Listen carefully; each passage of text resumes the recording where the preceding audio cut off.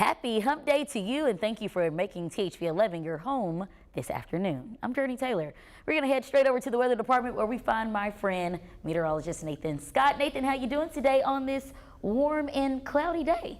Good afternoon, Jurnee. It is a warm and cloudy day. Those clouds were not expected to cover as much of the state as they are right now. That's because we had a dying complex of showers and storms into northeast Oklahoma that did push some rain into northwest Arkansas.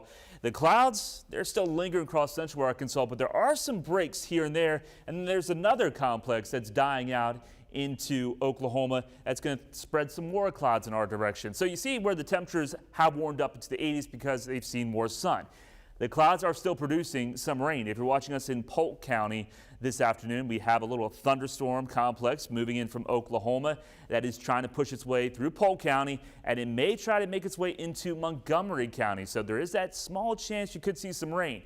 Depending upon the cloud cover, temperatures may not get as warm as what we're thinking. 87 may be a stretch. Now, if we see more sun out there, 87, we should be able to hit that mark, no problem. Other locations may stay into the low 80s for highs. The chance of showers and storms really goes up on your Thursday. I'll have more on the timing and if there's any potential severe weather coming up. Nathan, thank you. We start with growing frustrations in Jefferson County. Today's the first of the month and hundreds of employees might not be able to pay their bills. That's because County Judge Gerald Robinson is refusing to approve employee payroll, mostly because of an apparent conflict of interest regarding two employees. One being the daughter of the county assessor who was hired before her, and the other a longtime employee who's being questioned over how much time she can take off for being sick. I'm not trying to get over on anything. I didn't plan this illness. It's just something that happened.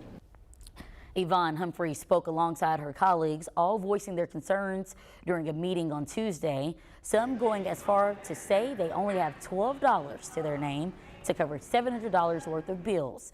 The Attorney General tells us he's monitoring all this closely. I'm tracking the situation closely. And obviously, if people ought to be paid when they work and for their work. But in terms of the details, I can't say anything else at this time, but I'm following that very closely. We'll keep following this story and we'll keep you updated on air and online at THV11.com. And a weight is being lifted off the shoulders of residents at Greenbrier Apartments after they spent months dealing with harsh living conditions. Those tenants previously shared how bad it was living at the complex, saying at one point they were forced to pay for air conditioning units. Those complaints met with some hope during a meeting last week. That's where residents learned they'll receive a voucher that helps them with finding somewhere else to stay. Next week we're going to have a briefing. That's where they will come in and we will tell them all of our rules, give them a bedroom list and a voucher. Some residents have already started moving out. As far as that assistance, it would apply to folks who live there now and in the past. This afternoon, more people are stepping forward in the growing case surrounding the malpractice of Dr. Brian Hyatt. He previously worked at Northwest Medical Behavioral Health Unit in Springdale, but that was before he was arrested for Medicaid fraud and accused of holding patients against their will.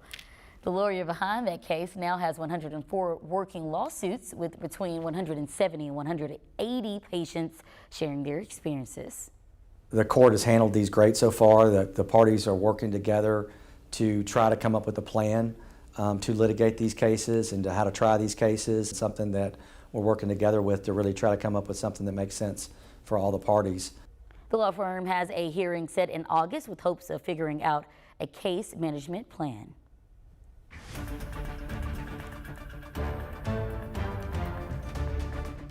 Developing right now, former President Donald Trump finding himself in the hot seat, this time after speaking out against his most recent gag order. It was another action-packed day in court as Trump's hush money trial continues. The former president received a fine of $9,000 after he went after witnesses online going against the judge's orders.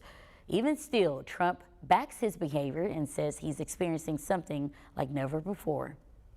This gag order is not only unique, it's totally unconstitutional.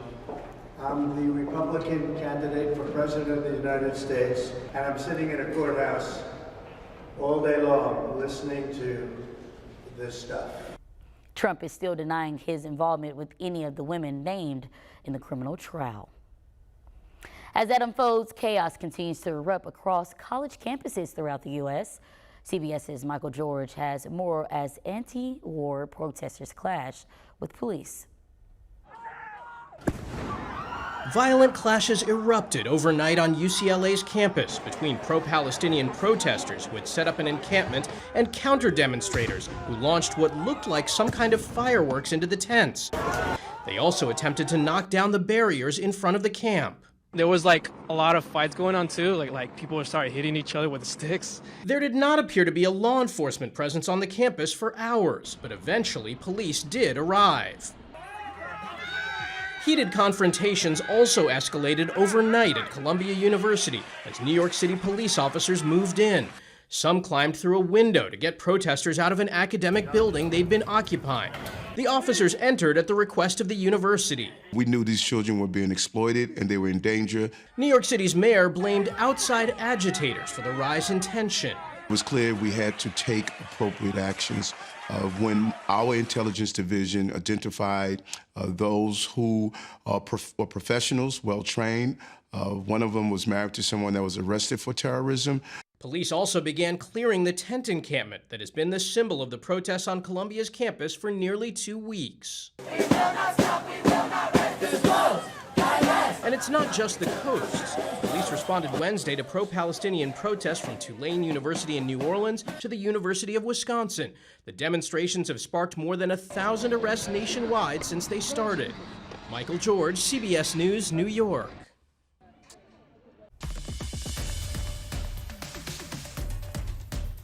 And bringing you back here at home, where education is always a topic of conversation.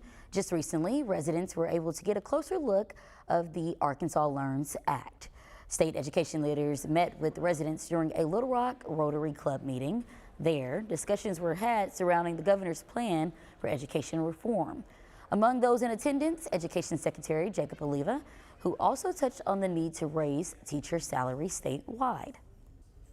One of the things that we wanted to prioritize is making sure that we're recruiting, retaining, and recognizing the best of the best. How do we do that? Well, raising starting teacher salary was something that we knew needed to be a priority. The conversation also centered around the voucher program, improving literacy standards, and the new requirement for community service among high school students. And we'll be keeping our eyes on 2 bills that could reach their final stop before being turned into state law. If approved, Senate Bill 78 and 79 could roll back an expanding crypto industry in Arkansas by restricting facility noise levels and requiring new licensing. The House will take up both bills this afternoon. Walmart making a major announcement how their decision to do away with its health centers is impacting people just like you. Next. Ever seen a deck of clouds out there? RView 11 right here in downtown Little Rock. Those clouds are producing a little bit of rain. I'll have a live look at radar and talk about unsettled weather with a good chance of showers and storms over the next several days coming up.